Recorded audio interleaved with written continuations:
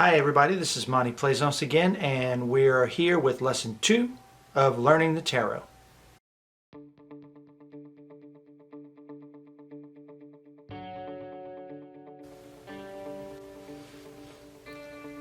Alright, so in our previous lesson we talked about the cards themselves, we broke the cards down, we talked about the difference between the major and the minor arcana, we also went over the court cards, over the planetary aspects, all that stuff. So now we're familiar with the deck.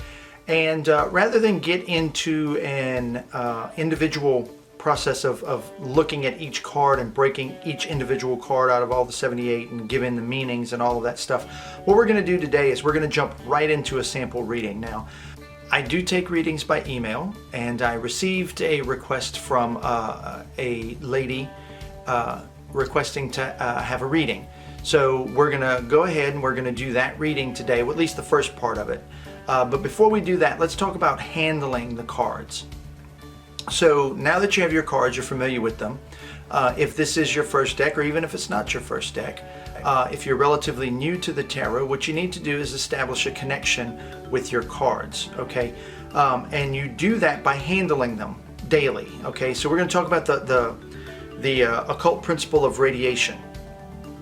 And what that says is that every substance on Earth radiates a certain frequency of energy or a certain vibratory formula of energy that affects the energies around it. So if you think in terms of like a body of water, say like a swimming pool, and you throw something into it, it makes these ripple effects. Okay, well, every substance has this ripple effect radiating out from it. Every human being, every stone, every plant, every substance on Earth has a specific frequency of vibration that it adheres to, I guess, or it radiates out.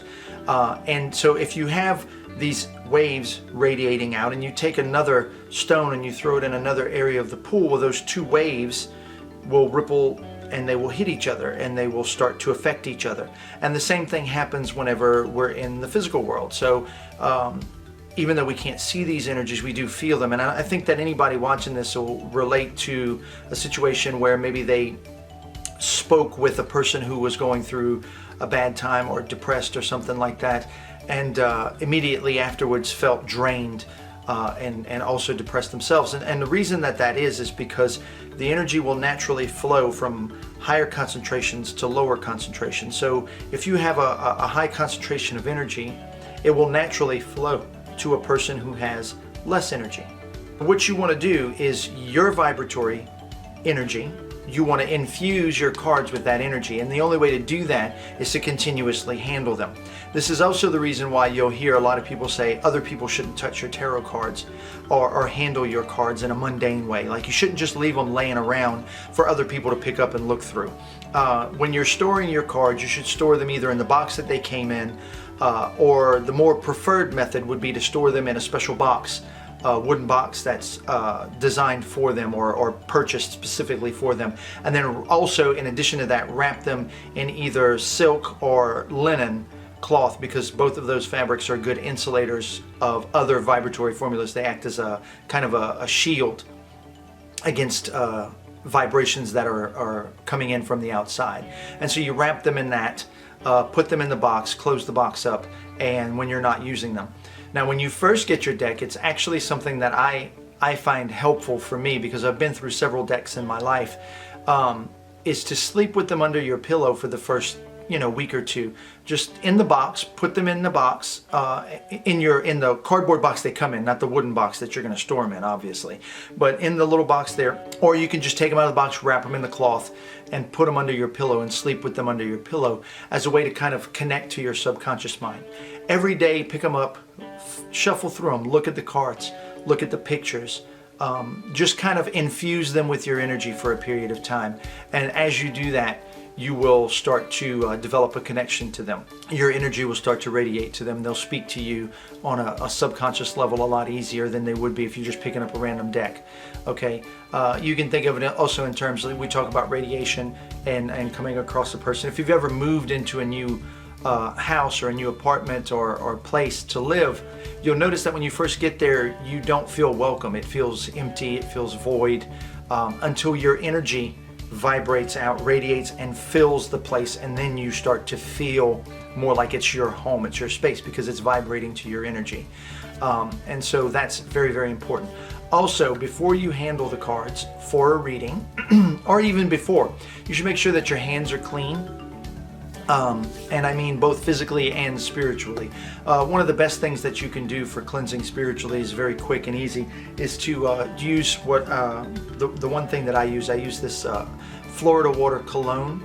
It's a citrus-based cologne, which is used very popular in South Louisiana, especially in New Orleans and the voodoo communities, for purifications and cleansings, to just get the energies neutral, chase out anything negative. And you just put that on your hands and rub them down. Maybe rub a little on the back of your neck right there, cleanse that area out. That's an important area. We'll talk about that later at another time. But that's a good thing to do. Also, burning incense is another good thing to do in the space that you're reading in, to kind of cleanse the area. I would suggest this particular brand, Nag Champa, one of my favorites. Smells like heaven. Love this stuff. Haven't met anybody yet who doesn't really like it, but it's a really good purifying incense to cleanse your area. So get that all done and then lay out your cards. So this is going to be a relatively short video, and we're going to go more in detail. I had a lot more that I really wanted to talk about and film on this one, but I'm trying to get at least one video out per week. And with a 7-month-old baby in the house, it's a little difficult to find enough time to sit and really video all the things I need to video, especially even on quarantine, because, you know, I got to give mom a break. So, and I love spending time with my kids. So, been spending a lot of time with her. So we are going to do this video. We're going to give the breakdown of a basic 5-card spread for an actual reading, for an actual client. Alright, so let's go ahead and start with our reading today. Let's get our cards out. As you can see, I got mine stored in this pine box here with white linen cloth and a quartz crystal, just to kind of add as an energy booster. So get our cards out and let's get ready for this reading.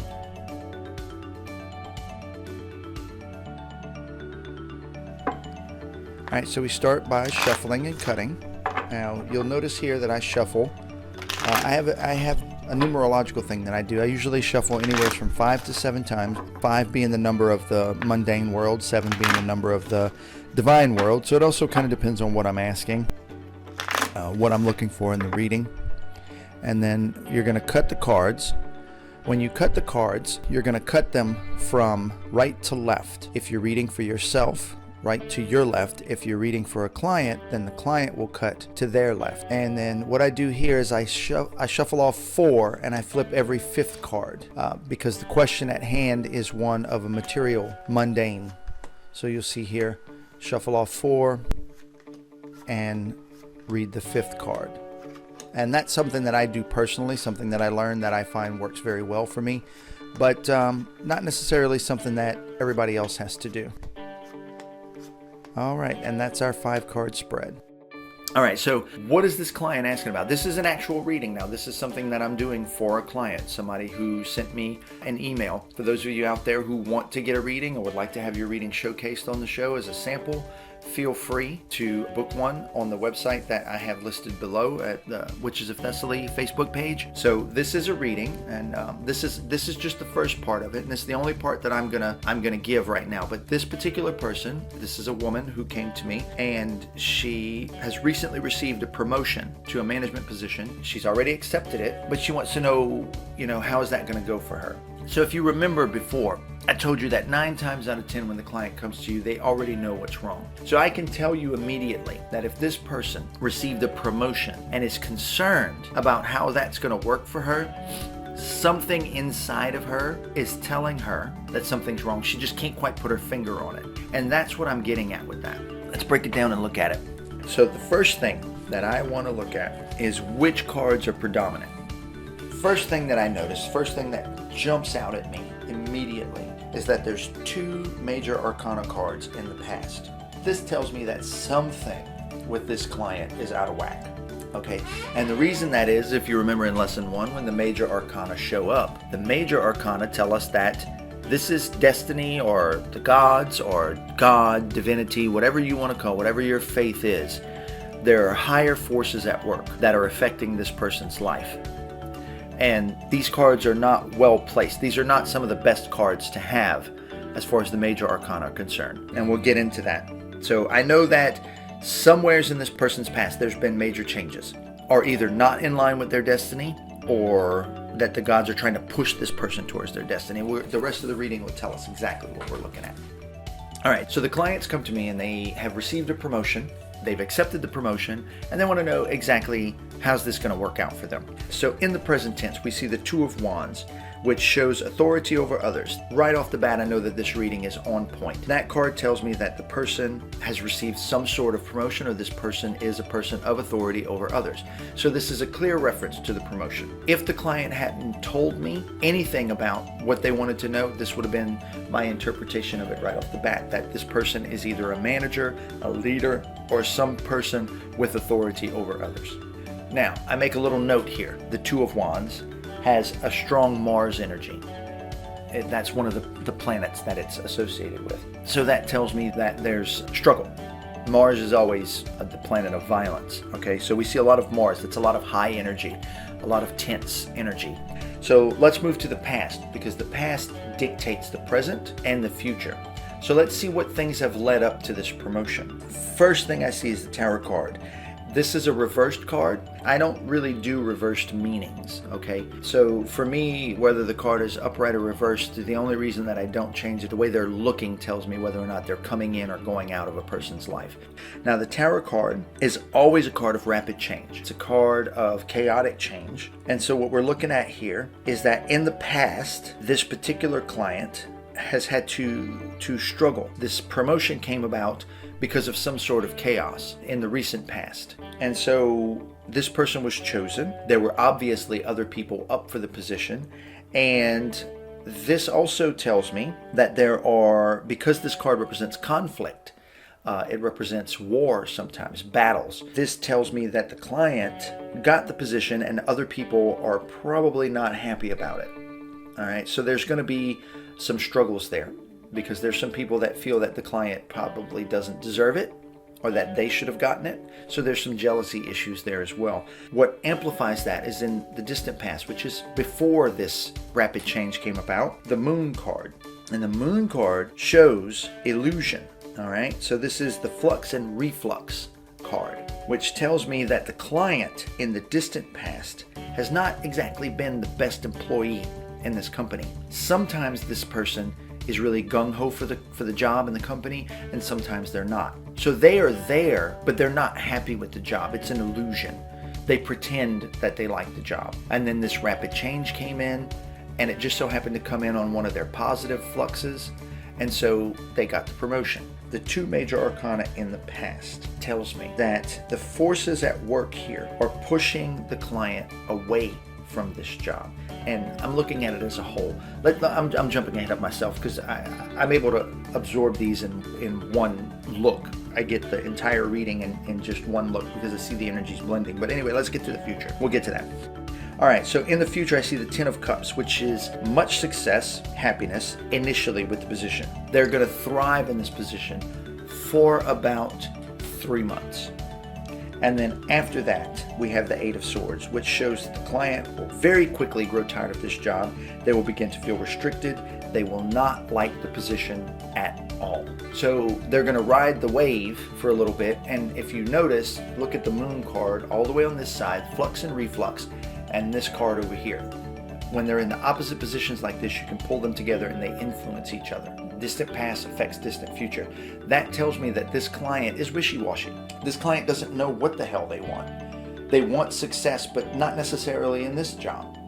Okay, so with the major arcana in the past and the problems that have come into play, everything in this reading to me is pointing out that this person is unhappy in their career choice. They do not like where they are, but they've chosen the safe path. So with the major arcana affecting the past, the divine forces coming from the outside is trying to push them away from this particular career choice, and the person is stubbornly not wanting to go. They're not happy in this position. They're not happy in this career choice, in this job. First off, my question to them would be, what is it that you actually want to do with your life? Okay, so this person obviously needs to change their career. And that would be my advice for this person, would be like, well, you've already accepted the position. It's going to be good for about 3 months, but honestly, you need to start looking for something else because you're not going to be happy here. Feel free to leave your comments in the bottom, and also make sure that if you enjoy these videos and you like watching them, to click on that subscribe button and hit the bell so that you can be notified of any new updates. And also keep in mind that the actual video series of the Neophytes, where I take in a handful of students and run them through the crucible of occult studies, is going to be coming very soon as this quarantine is over. So get ready for that, and enjoy the video, and I hope it's educational and enjoyable. See y'all next time.